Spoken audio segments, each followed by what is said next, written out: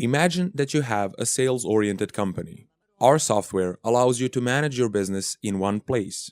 We will start with the users module. First of all, you need to insert all your sales reps and managers. Clicking on the Add button on the bottom right, a model pops up where you can create a new user by filling the form. When you fill the form, click on the Save button. Your new user will show in this Users tab.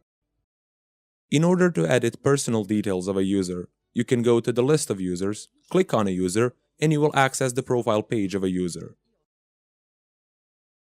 There, you can change the picture, username, password, etc. Also, you can check to which departments user was assigned. You can deactivate the user and even delete it. Repeat the procedure until you insert all of them.